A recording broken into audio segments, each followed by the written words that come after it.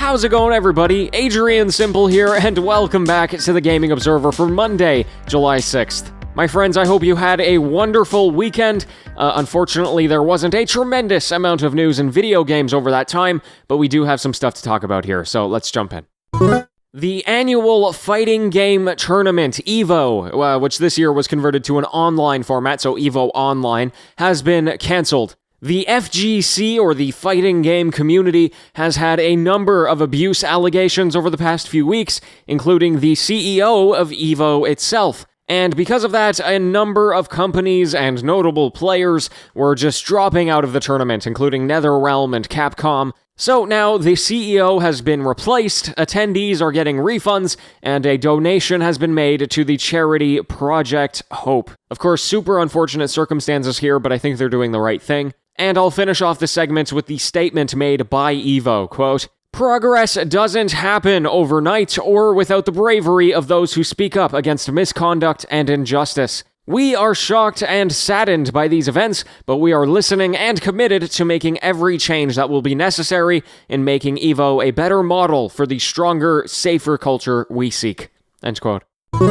World of Warcraft is going to be undergoing some changes, notably the fact that they are merging under-populated servers. Now, these days, a server with not a whole lot of people on it isn't as bad as it used to be, but there are still things that are tied to the realm that you're in, and of course, the more people that are in there, the better. So they are going to be taking some time to study the realms, connect some of them together, and ideally not have any low population servers any longer. If you are a WoW player, then they're going to give notices in advance of the connections, with a period of maintenance to get it done. Just a little heads up there.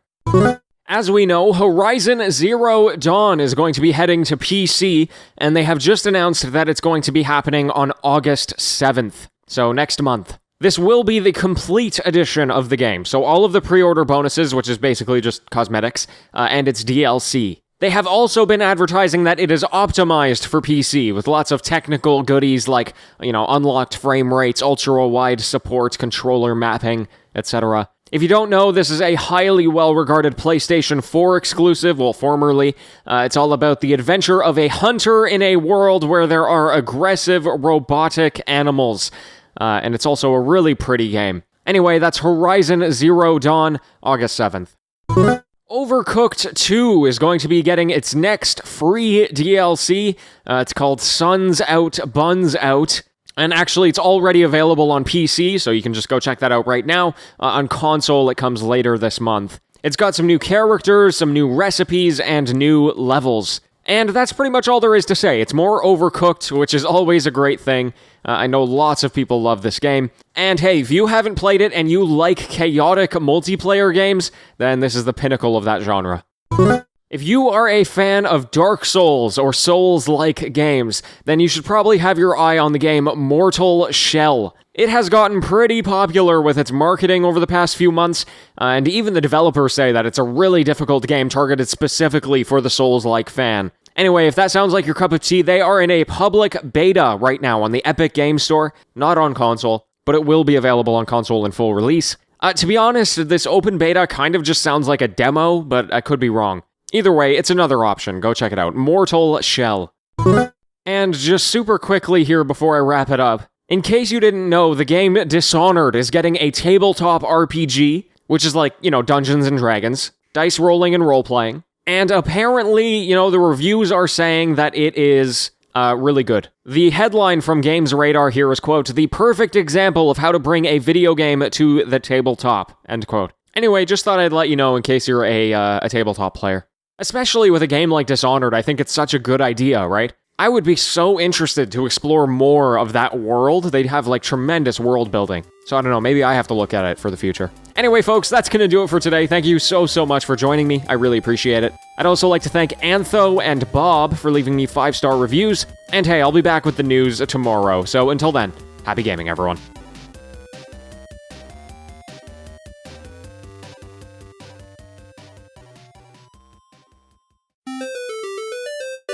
Hello and welcome, it's the TGO After-Show. I had a pretty good weekend, I would say. I was a little off these past few days. I wasn't feeling the greatest, so I kind of just took it easy. And I basically just did two things on my Saturday and Sunday, and that's play my new game, which is Disco Elysium, and I'm having a tremendous time with that. It's a great game. And I'll tell you more about it when I've sunk in way more hours in it than I have, which at this point is around 5 or so. It absolutely has not broken Anna's rule, which here on The Observer is, if you play a game for 5 hours and it still hasn't clicked, you just drop it. Because life is too precious, wasting your time on video games that you're not enjoying. Anyway, it has survived Anna's rule, and I have also just been watching a tremendous amount of Survivor. So a while back, I started watching Survivor from Season 1, because I wanted to get back into the show. I just wanted something easy that I could watch, put up on the screen when I'm doing something else. Because I watched a lot of it as a kid.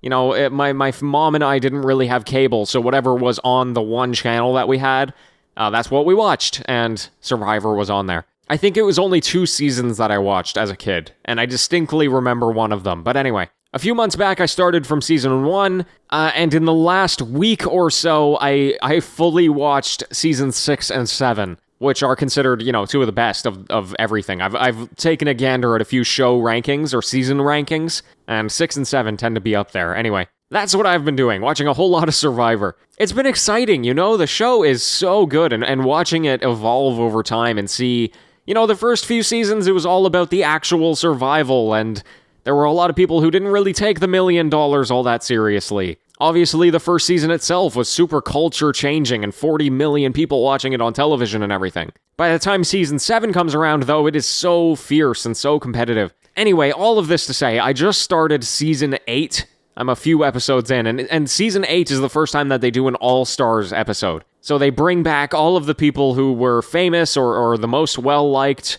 or most well-known, I guess, from the previous seasons. And man, it is ruthless so far. And I mean, that's to be expected, I guess, but, you know, people don't look back on Season 8 all that fondly, even though, you know, it should have been this major event. I'm nerding out on Survivor, I'm sorry. If you don't care, I apologize for getting into that, but all of this to say, you know, if there's any Survivor fans listening, let me know.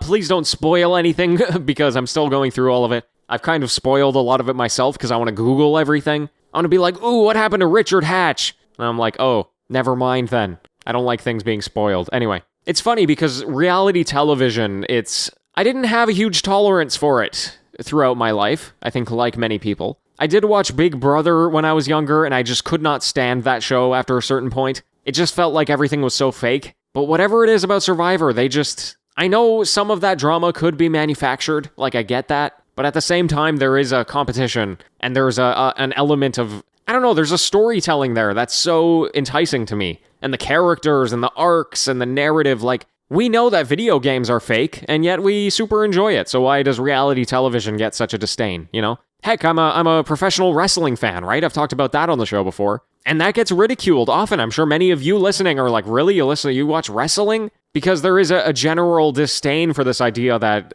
you know, competitive sports being predetermined is just, what's the point? What's the use? But to me, it's all about the storytelling, and that's always what I've been about. Ever since I was a kid, I've always been so interested in what's the story here? What's being told? It's actually part of the reason why I started this show, and kind of what the ethos of this show was right in the beginning was, hey, we've got 5 stories here today, now what's the story? What's the interesting thing? I know that's what journalists do, and I'm not a journalist, but that's what pulls me in basically anything. What's the story? Anyway, folks, I've rambled on long enough here. Thank you for lending me your ears, and I will be back tomorrow with the after show. So until then, farewell.